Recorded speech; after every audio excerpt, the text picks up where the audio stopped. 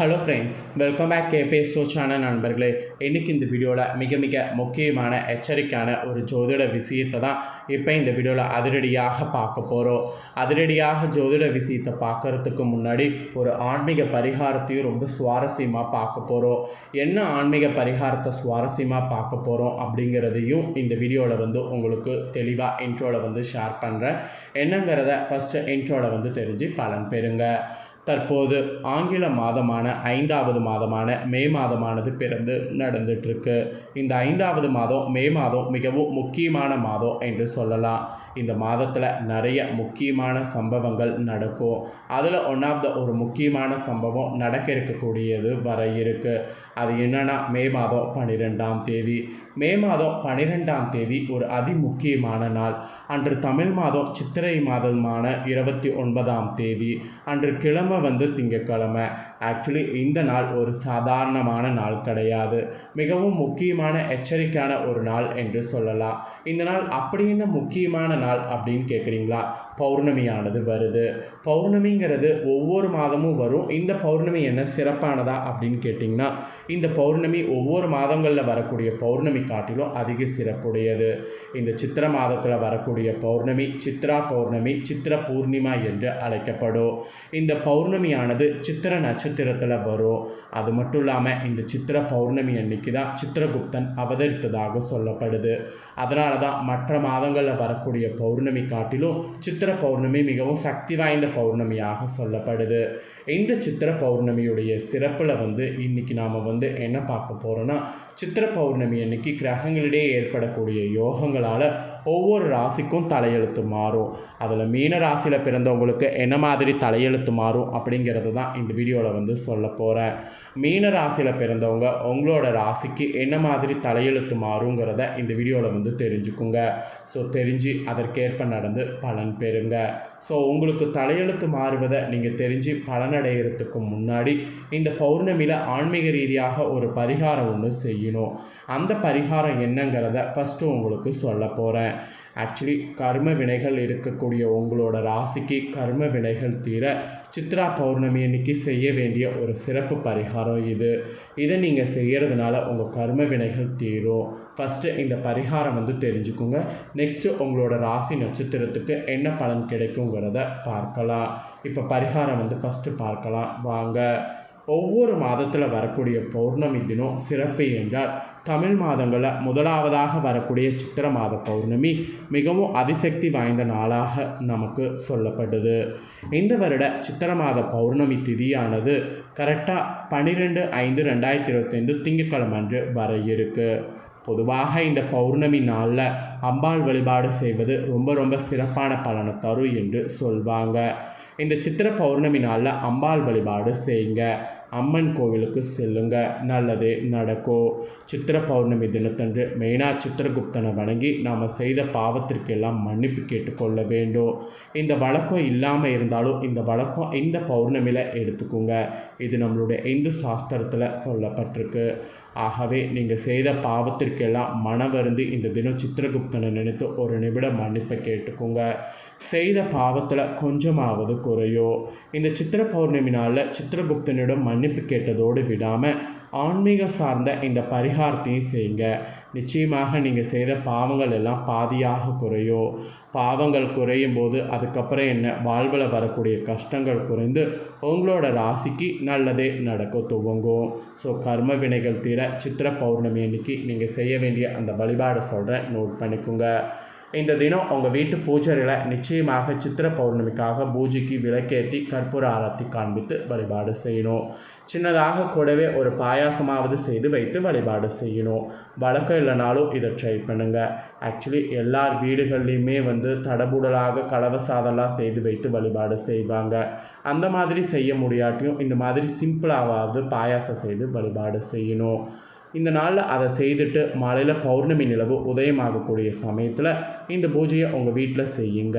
இந்த பூஜையை உங்கள் வீட்டில் செய்யும்போது உங்கள் பூஜையில் வைக்க வேண்டிய அந்த ஒரு பொருள் இருக்குது. அது என்னென்னா தர்பை புல். இது நாட்டு மருந்து கடைகளில் விற்கும், வாங்கிக்கோங்க. சிறிதளவு தர்பை புல்லை உங்கள் உள்ளங்கையில் வைத்து கொள்ளுங்க. பௌர்ணமி நிலவு உதயமாகக்கூடிய சமயத்தில் நிலவுக்கு முன்பாக நின்று நான் செய்த பாவங்கள் எல்லாம் குறைய வேண்டும், இனி மனதறிந்த பாவங்கள் செய்ய மாட்டேன், செய்த பாவத்திற்கு எல்லாம் மன்னிப்பு கொடுத்துவிடு என்று சந்திர பகவானிடம் சொல்லிவிட்டு இந்த தர்பைக்குள்ளே கொண்டு உங்கள் பூஜரையில் வைத்து விடுங்க.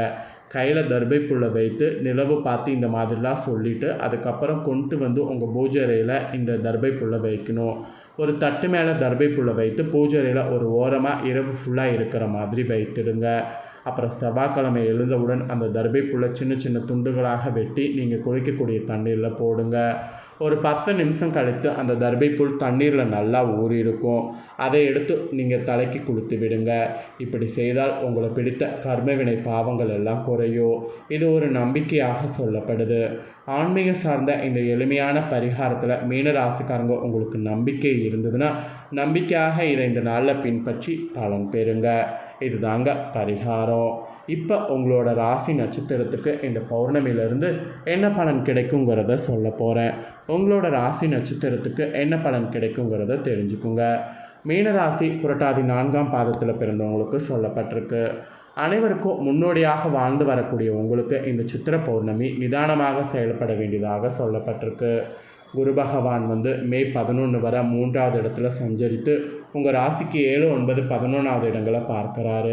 இதனால் நண்பர்களால் அனுகூலம், குடும்பத்தில் நிம்மதி, கூட்டு தொழில் ஆதாயம், பெரியோருடைய ஆதரவு, இடம் வீடு வாங்கக்கூடிய முயற்சி வெற்றியடையும். வியாபாரத்தில் லாபம் என்பதோடு திருமண வயதினருக்கு தகுதியான வரன், வாழ்க்கை துணையை இழந்தவர்களுக்கு, கணவரை பிரிந்தவர்களுக்கு மறுமணத்திற்கு வாய்ப்புகள் கிடைக்கும். அதாவது திருமண வயதினருக்கு தகுதியான வரன், வாழ்க்கை துணை இழந்தவர்களுக்கு, கணவரை பிரிந்தவர்களுக்கு மறுமணத்திற்குரிய வாய்ப்புகள் இந்த குரு இந்த பௌர்ணமியிலிருந்து வழங்குவார். மாணவர்களுக்கு கூட படிப்பில் அக்கறையானது கூடும். அதுக்கப்புறம் சுக்கிரன் ராசிக்குள் உச்சமடைந்திருப்பதால் பொருளாதாரம் உயரும், பொன்பொருள் சேர்க்கை இருக்கும், கணவன் மனைவிக்குள் இணக்கமான சூழ்நிலை ஏற்படும். தன குடும்ப வாக்குஸ்தானத்தில் சூரியன் உச்சமாக சஞ்சரிக்கக்கூடிய நிலையில் விரைசனியின் பார்வையும் குடும்பஸ்தானத்தையும் உண்டாகிறதுனால முடிந்து வர குடும்பத்தினரை அனுசரித்து செல்வது இந்த பௌர்ணமியிலிருந்து நன்மை தரும். வார்த்தைகளில் நிதானமானது தேவை. யாரிடமும் உங்கள் கோபத்தை இந்த டைம் வெளிப்படுத்த வேண்டாம். மாணவர்கள் உயர்கல்விக்காக எடுக்கக்கூடிய முயற்சி வெற்றி பெறும். பணியாளர்கள் சூழ்நிலை அறிந்து செயல்படணும். உடன் பணிபுரிவரை அனுசரித்து செல்லணும். உங்களோட ராசி நட்சத்திரத்துக்கு இந்த பௌர்ணமியிலிருந்து அனுசரித்து பொறுமை அவசியம் என்பது குறிப்பிடப்பட்டிருக்கு.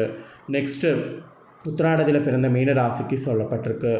நினைத்ததை சாதிக்க விரும்பக்கூடிய உங்களுக்கு இந்த சித்திர பௌர்ணமி முயற்சியால் முன்னேற்றம் காணுமாறு இருக்கும். விரயஸ்தானத்தில் சனி பகவான் சஞ்சரித்து பல வழியில் செலவுகள் அதிகரித்து வரக்கூடிய நிலையில் தன குடும்பதிபதியான செவ்வாய் 5வது இடத்துல நீச்சம் அடைகிறாரு. இதனால் பிள்ளைகள் நிலையில் ஏற்பட்ட சங்கடம் விலகும். பூர்வீக சொத்தில் உண்டான பிரச்சனை முடிவுக்கு வரும். மனதில் புதிய சிந்தனை அரும்பும். உங்கள் விருப்பம் எதுவோ அதை தேடி மனம் இயங்கும். கடந்த 1.5 வருடமாக உங்கள் ராசிக்குள் சஞ்சரித்த ராகு இப்போ விரயஸ்தானத்தில் சஞ்சரிப்பது ஒரு வகையில் உங்களுக்கு நன்மையாகும். அதே நாளில் கேது 7வது இடத்தை விட்டு 6வது இடத்துக்கு செல்வார். இது கடந்த காலத்தில் ஏற்பட்ட பிரச்சனை, அவமானம், நெருக்கடி எல்லாம் உங்களை விட்டு செல்லும். உடல்நிலையில் இருந்த பாதிப்பு விலகி ஆரோக்கியமாக நடமாடக்கூடிய நிலை உண்டாகும். வம்பு வழக்குகள் உங்களுக்கு சாதகமாகும். வெளி வட்டாரத்தில் மீண்டும் உங்கள் செல்வாக்கு உயரும். உங்களை விட்டு விலகி சென்றவர்கள் மீண்டும் உங்களை தேடி வருவாங்க. முடிந்தவரை குடும்பத்தினரை இந்த பௌர்ணமிக்கு பிறகு அனுசரித்து செல்லுங்க. பேச்சில் நிதானம் காப்பது நல்லது. இதை நீங்கள் பண்ணிங்கனாவே உங்களுக்கு ப்ராப்ளம் எதுவும் ஏற்படாது. அப்புறம் ரேவதியில் பிறந்த மீன ராசிக்கு சொல்லப்பட்டிருக்கு. திட்டமிட்டு செயல்பட்டு முன்னேற்றம் காணக்கூடிய உங்களுக்கு இந்த சித்திர பௌர்ணமி யோகமானதாக இருக்க போகுது. புதன் பகவான் உங்களுக்கு முழுவதும் சாதகமாக இருப்பதால் எடுக்கக்கூடிய முயற்சிகள் வெற்றி பெறும். தெளிவாக சிந்தித்திங்கன்னா லாபம் வரும். அதை தெரிந்து மட்டுமே எந்த வேலையில் ஈடுபடணும். வியாபாரம் தொழிலில் இருந்த தடைகள் விலகும். பணியில் ஏற்பட்ட பிரச்சனைகள் முடிவுக்கு வரும். கலைஞர்கள் வியாபாரிகளுக்கு எதிர்பார்த்த ஒப்பந்தம் கிடைக்கும். கேட்டிருந்த இடத்துலலாம் கூட பார்த்தீங்கன்னு வச்சுங்களேன் பணம் உங்களுக்கு கிடைக்கும். சிலர் புதிய இடம் வாங்குவீங்க. குரு பகவானுடைய பார்வையால் பாகிஸ்தானம் பலம் பெறுது. இதனால் வருமானமானது அதிகரிக்கும். உங்களுக்கு இருந்த நெருக்கடியெல்லாம் விலகும். ஜென்ம ராசிக்குள் சஞ்சரித்து மனதில் நிறையவே ஆசைகள் உண்டாகி வந்த உங்களுக்கு விரயஸ்தானத்துக்கு ராகு பயிற்சி ஆகும்போது உங்கள் செயல்பாட்டில் மாற்றம் இந்த பௌர்ணமி பௌர்ணமிக்கு பிறகு இருக்கும். இந்த டைம் குடும்பத்தினருடைய ஆலோசனைகளை ஏற்று செயல்படணும். தவறான நண்பர்கள் விட்டு விலகணும். திருமண வயதினருக்கு உங்களுக்கு வரன் அமையும். வேலைக்கான முயற்சியில் எதிர்பார்த்த தாள்கள் வரும். விவசாயிகள் கவனமாக செயல்படணும். ராசிக்குள் சஞ்சரிக்கக்கூடிய சுக்கிரனால் எதிர்பார்ப்பு பூர்த்தியாகும். பொன் பொருள் சேர்க்கும். பணப்புழக்கம் அதிகரிக்கும். வியாபார முன்னேற்றமானது அடையும். இருந்தாலும் விலைய செலவு தொடரும். பண விஷயத்தில் கவனமாக இருக்கிறது நல்லது. கையில் இருக்கக்கூடிய பணத்தை இந்த டைம் பத்திரப்படுத்த வேண்டும். நகை இடத்துல முதலீடு செய்தால் இழப்பை தவிர்க்கலாம். மாணவர்கள் கூட பெரியோருடைய ஆலோசனைகளை ஏற்று செயல்படணும். அப்போ தான் உங்களுக்கு நன்மை ஏற்படும். ஸோ இந்த நட்சத்திரத்தில் பிறந்த மீன ராசிக்காரங்களுக்கு இந்த மாதிரியான பலன் கிடைக்கும். அவ்வளோதாங்க, உங்களோட ராசி நட்சத்திரத்துக்கு என்ன மாதிரியான பலன் கிடைக்குங்கிறத தெளிவாக இந்த வீடியோவில் ஷேர் பண்ணிட்டேன். ஷேர் பண்ணதை உங்களோட ராசி நட்சத்திரத்துக்கு நீங்கள் தெரிஞ்சிருப்பீங்க. தெரிஞ்சதுக்கேற்ப நடந்து பலன் பெறுங்க. நீங்கள் பார்த்தது போல் இந்த வீடியோ உங்கள் ஃப்ரெண்ட்ஸ் ஃபேமிலி இருக்கவங்களும் பார்த்து பலன் அடையணும்னு நினச்சிங்கன்னா வீடியோ அவங்களுக்கு ஷேர் பண்ணுங்கள். அவங்களும் வீடியோ பார்க்கட்டும். அவங்களோட ராசி இதுவாக இருந்தால் இந்த தாள்களை தெரிஞ்சு இதற்கேற்ப இந்த பௌர்ணமியிலிருந்து பயனடையட்டும். நெக்ஸ்ட்டு நம்ம சேனலில் நிறைய வீடியோ போடப்படும். அது எல்லாமே ரொம்ப அப்டேட்டான தாள்கள். அதை எல்லாமே தெரிந்து கொள்ள நம்ம சேனலை சப்ஸ்கிரைப் பண்ணுங்கள். அப்படி பண்ணிட்டீங்கன்னா நான் போகிற மற்ற வீடியோலாம் உடனுக்குடனே நோட்டிஃபிகேஷன் தெரிஞ்சு பயனடையலாம். ஸோ வேறொரு வீடியோவில் உங்களை சந்திக்கிறேன். நன்றி.